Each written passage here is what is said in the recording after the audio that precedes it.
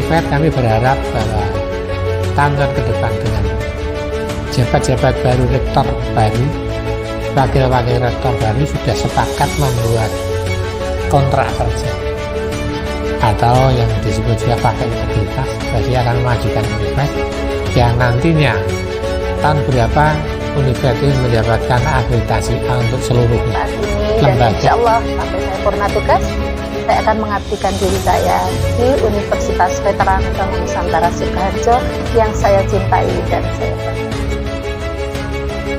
Ya bangga, senang, nggak nyangka saya selama ini di tengah-tengah berlatih saya bisa menyelesaikan pendidikan.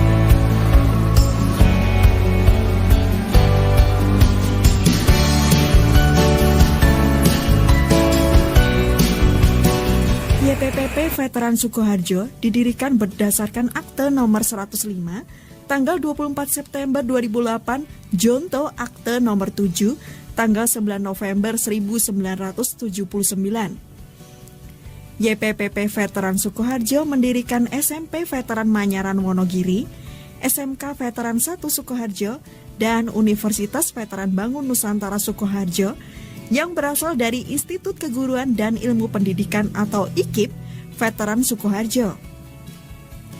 Pengembangan menjadi universitas terjadi antara tahun 1987 hingga 1992 dari IKIP menjadi universitas.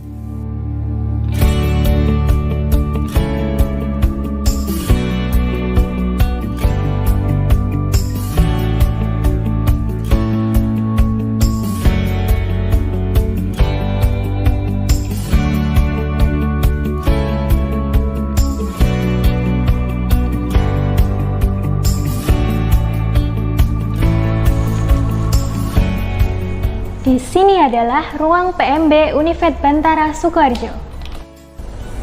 Calon pendaftar mahasiswa baru dapat mendaftar secara offline, secara langsung di kantor PMB Univet Bantara, atau secara online melalui website di pmb.univetbantara.ac.id. Tujuan yayasan berdasarkan Pancasila dan Undang-Undang Dasar 1945 bertujuan untuk ikut serta aktif membantu pemerintah Republik Indonesia dalam usaha mencerdaskan kehidupan bangsa dan mewujudkan serta membina moral, keterampilan kehidupan setiap warga negara Indonesia. Landasan kerja mental dan sikap sesuai dengan nilai-nilai kejuangan 17 Agustus 1945 dengan moto pejuang pendidik dan pendidik pejuang. Patuh dan taat kepada ketentuan atau aturan yang berlaku. Jujur cinta kebenaran, kesetiaan mental dan sikap menolong kelancaran tercapaian tujuan. Setia kepada Undang-Undang Dasar 45 dan NKRI, setia kepada Undang-Undang Yayasan, setia kepada ADART Yayasan, setia kepada kebijakan Yayasan, menimbulkan kerjasama yang serasi, bantu-membantu dalam pelaksanaan tugas, kerjasama saling hormat menghormati, serta beban berat bisa menjadi ringan. Saling hormat menghormati, bersikap santun, menjaga nama baik kawan, bantu binantu, tolong menolong, serta menumbuhkan silaturahmi.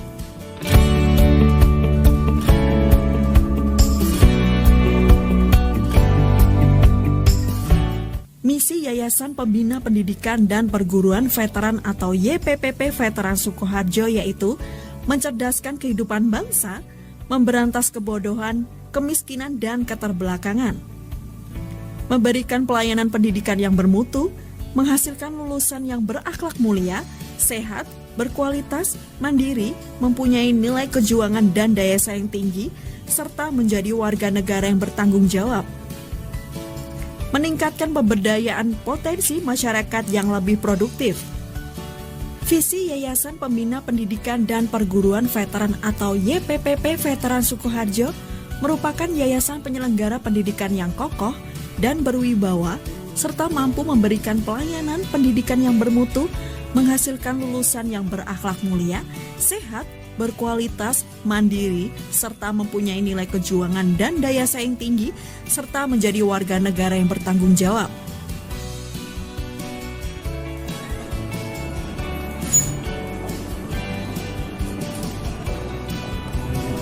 Ini adalah laboratorium dan sekaligus studio Univet TV.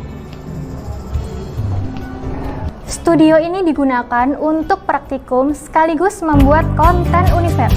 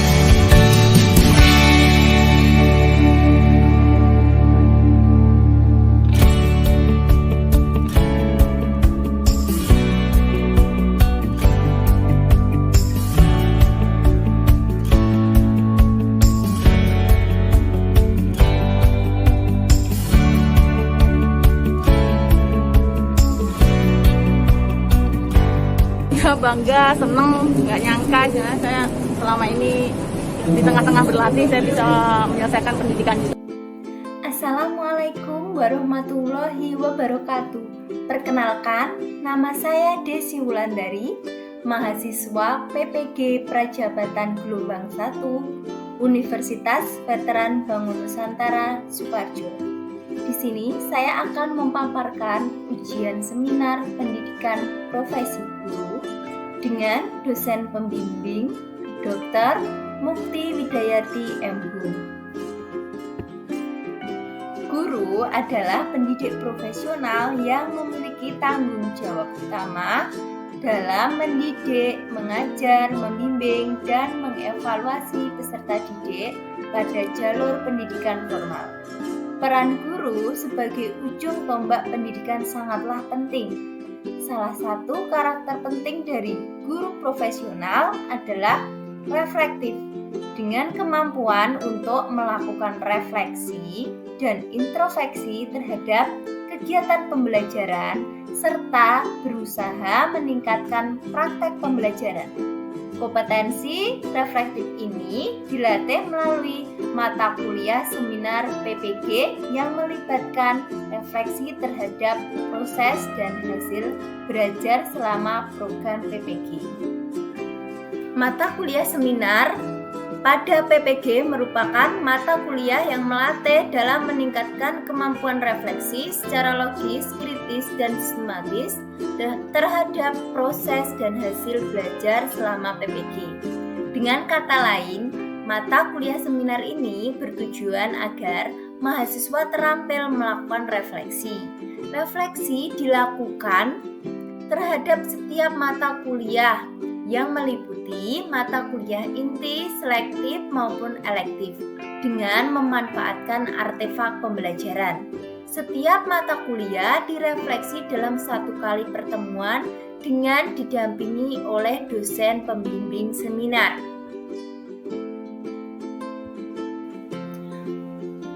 Pada refleksi ini menggunakan alur merdeka. Mulai dari diri, mahasiswa disajikan pertanyaan-pertanyaan pematik yang berkaitan dengan materi yang akan dipelajari.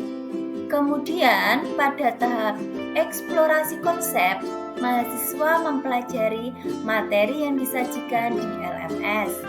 Selanjutnya, pada ruang kolaborasi, mahasiswa secara berkelompok berkolaborasi untuk memecahkan masalah yang kemudian akan disajikan di ruang demonstrasi. Pada tahap selanjutnya, mahasiswa mendapatkan penguatan materi pada ruang elaborasi pemahaman. Dan pada tahap koneksi antar materi, mahasiswa mengkaitkan apa yang telah dipelajari dengan materi pada mata kuliah lain. Tahap terakhir, mahasiswa mengimplementasikan apa yang telah dipelajari melalui aksi nyata. Pada mata kuliah seminar ini, mata kuliah yang direfleksi pada semester pertama dan semester kedua yaitu terdiri dari mata kuliah inti dan mata kuliah selektif dan elektif. Untuk mata kuliah inti yaitu ada 9 mata kuliah. Yang pertama, filosofi pendidikan. Kedua, pemahaman tentang peserta didik dan pemahamannya. Ketiga, prinsip pengajaran dan asesmen yang efektif 1. Keempat, prinsip pengajaran dan asesmen yang efektif 2. Kelima, pembelajaran sosial emosional. Keenam, proyek kepemimpinan 1. Ketujuh, proyek kepemimpinan 2. 8. Praktek pengalaman lapangan 1. 9. Atau yang terakhir adalah praktek pengalaman lapangan 2. Kemudian pada mata kuliah selektif dan elektif ada 3. Yang pertama, nilai kejuangan. Yang kedua, perspektif sosial kultural dalam pendidikan. Yang ketiga yaitu computational thinking. Pada mata kuliah inti yang pertama yang direfleksi yaitu filosofi pendidikan. Mata kuliah filosofi pendidikan membahas tentang pendidikan yang ada di Indonesia menurut Ki Hajar Dewantara. Pada mata kuliah ini terdapat 5 topik yang dipelajari. Topik pertama, perjalanan pendidikan nasional. Topik kedua, dasar-dasar pendidikan Ki Hajar Dewantara. Topik ketiga, identitas manusia Indonesia. Topik keempat, Pancasila sebagai fondasi pendidikan Indonesia. Dan pada topik terakhir, yaitu telaah praktek baik pendidikan yang memerdekakan. Mata kuliah inti yang kedua yaitu pemahaman tentang peserta didik dan pembelajarannya. Pada mata kuliah ini terdiri dari 6 topik. Topik pertama, teori belajar dan motivasi belajar anak. Topik kedua, teori perkembangan. Topik ketiga, profiling peserta didik. Topik 4, kerangka strategi. Topik 5, pengukuran pemahaman belajar peserta didik atau asesmen. Topik 6, lesson plan RPP, menyusun, mengevaluasi, dan merefleksi. Prinsip pengajaran dan asesmen yang efektif 1. Pada mata kuliah ini terdapat 7 topik. Yang pertama yaitu telaah perencanaan pembelajaran dan perencanaan asesmen untuk pendidikan pendidikan di SD. Untuk topik kedua, implementasi prinsip dan strategi pembelajaran paradigma baru dalam perencanaan pembelajaran dan asesmen untuk SD.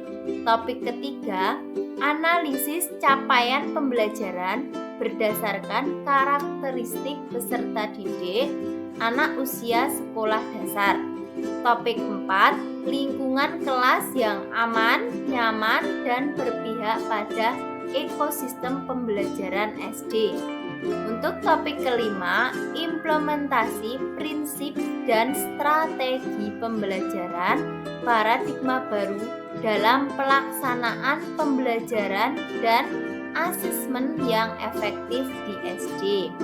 Topik keenam, laporan praktek pembelajaran dan asesmen yang efektif dalam konteks pendidikan di SD. Untuk topik terakhir, di topik 7, refleksi praktek pembelajaran dan asesmen dalam konteks pembelajaran di SD.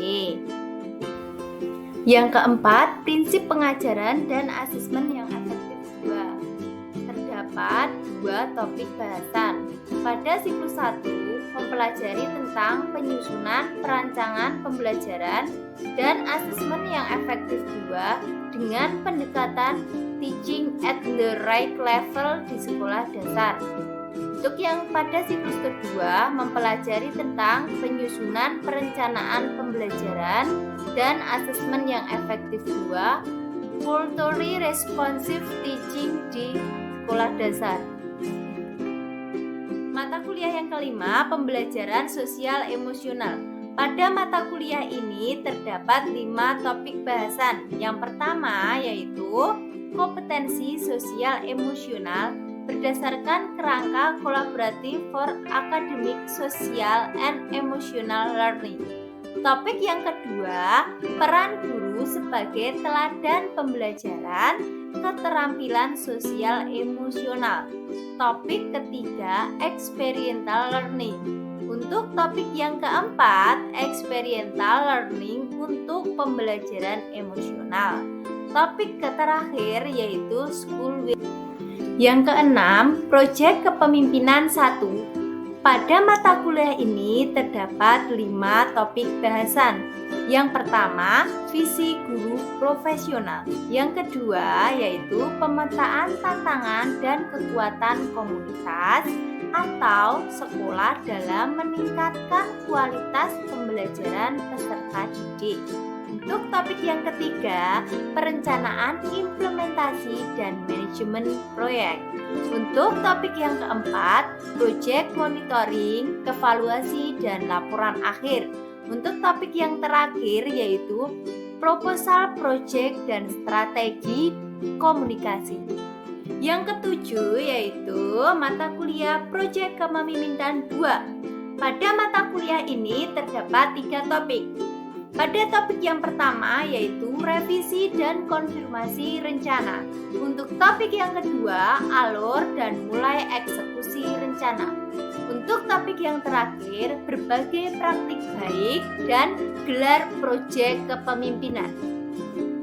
Untuk mata kuliah yang ke-8 yaitu praktek pengalaman lapangan 1. Pada praktek pengalaman lapangan 1 ini terdapat 5 topik bahasan. Topik yang pertama yaitu orientasi PPL 1. Topik yang kedua, observasi PPL 1. Topik yang ketiga, asistensi mengajar PPL 1.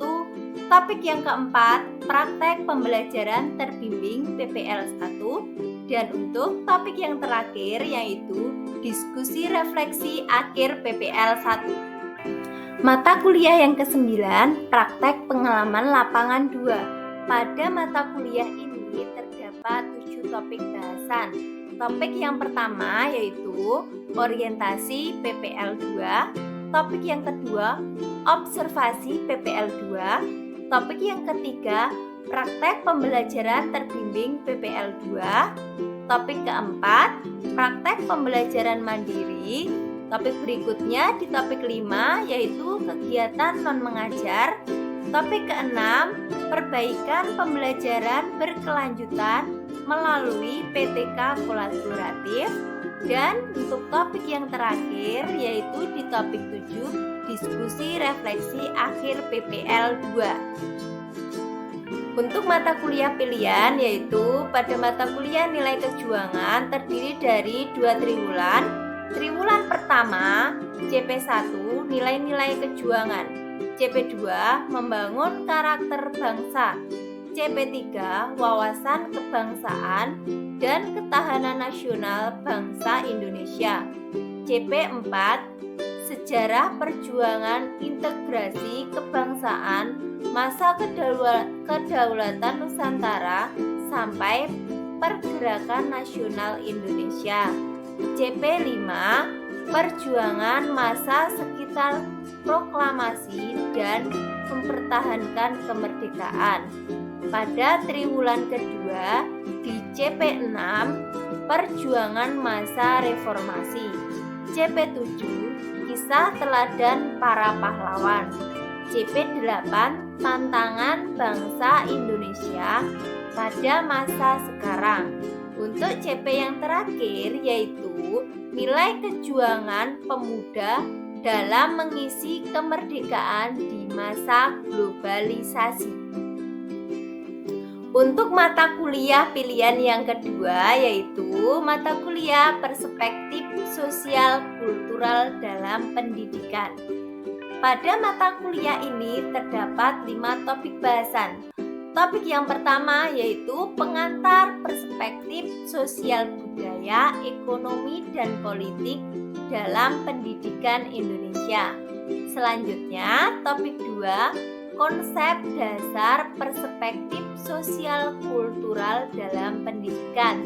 Topik ketiga, perspektif sosial budaya, ekonomi, dan politik dalam pembelajaran. Topik keempat, pembelajaran pada Zona of Proximal Development atau ZPD. Untuk topik yang kelima, pendekatan pada strategi, metode, dan teknik pembelajaran yang diterapkan sebagai scaffolding pada ZPD. Untuk topik yang terakhir yaitu isu-isu penyelenggaraan pendidikan dalam pembelajaran di sekolah dalam perspektif sosial, budaya, ekonomi, dan politik. Yang terakhir, mata kuliah computational thinking. Pada topik ini terdapat 9 topik bahasan. Yang pertama, pendalaman pemahaman CT. Yang kedua, CT dalam kurikulum. Yang ketiga, CT pada problem solving. Keempat, ujian tengah semester. Topik yang kelima, CT dan proyek.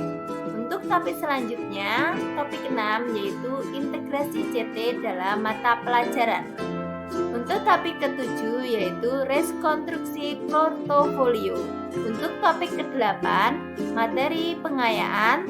Topik CT dalam problem solving, penyelesaian persoalan yang melibatkan analisis data, permodelan, dan simulasi dengan CT. Untuk topik yang terakhir, materi pengayaan, topik CT, dan proyek kreatif dengan programming Scratch. Setelah merefleksi semua mata kuliah inti, selektif, dan elektif, maka artefak pembelajaran dapat dilihat di e-portofolio di bawah ini.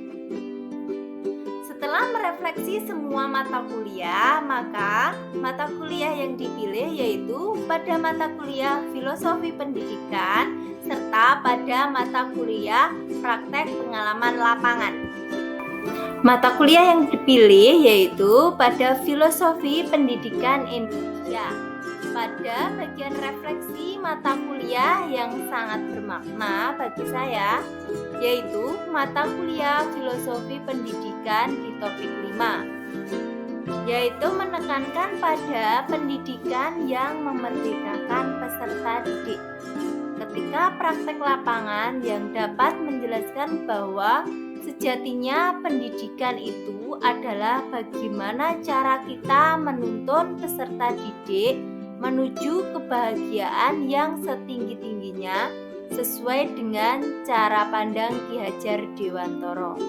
Maka dari itu, saya sebagai guru mengalami bahwa mata kuliah ini sangat penting, menjadikan guru profesional yang bisa memberikan pendidikan kepada peserta didik dalam mengajar praktek yang lebih baik. Praktek pengalaman lapangan memberikan pengalaman berharga dalam melakukan koordinasi dengan guru pamong dan dosen pembimbing lapangan.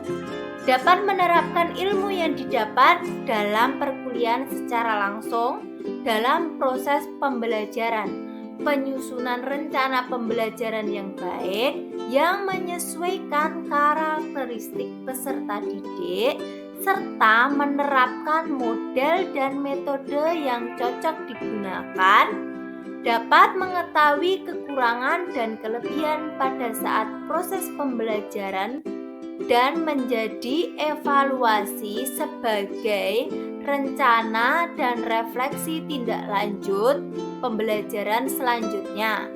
Maka dapat disimpulkan bahwa kegiatan PPL dapat mengembangkan kemampuan setiap mahasiswa dalam kompetensi kepribadian, keprofesionalan, pedagogik, dan sosialnya.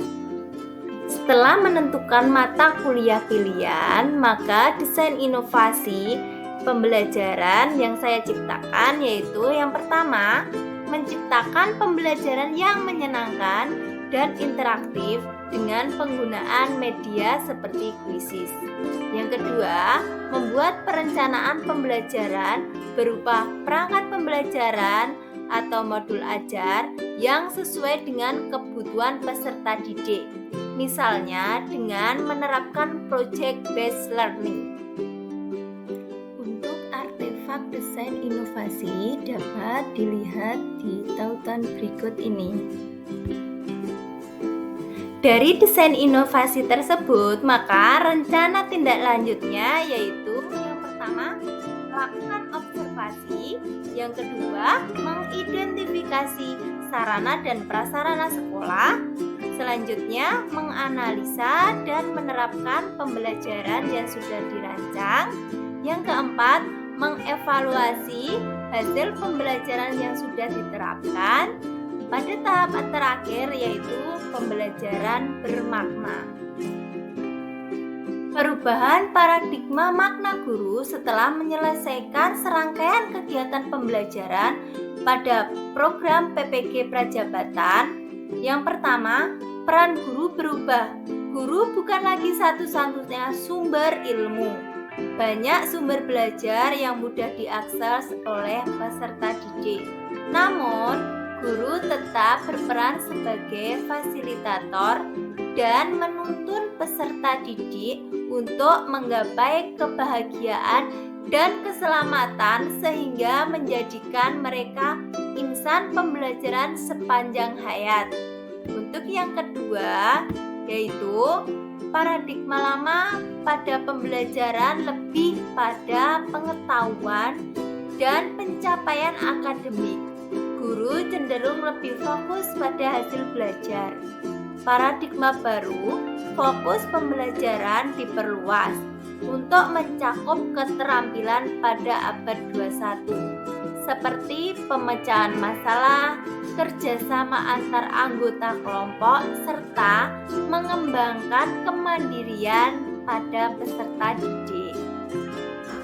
Dapat disimpulkan bahwa dari refleksi pada 12 mata kuliah yang sudah ditempuh di semester 1 dan semester 2 dapat meningkatkan keterampilan refleksi serta menjadikan calon guru profesional yang inovatif sesuai dengan perkembangan zaman. Demikian paparan materi yang saya sampaikan. Terima kasih.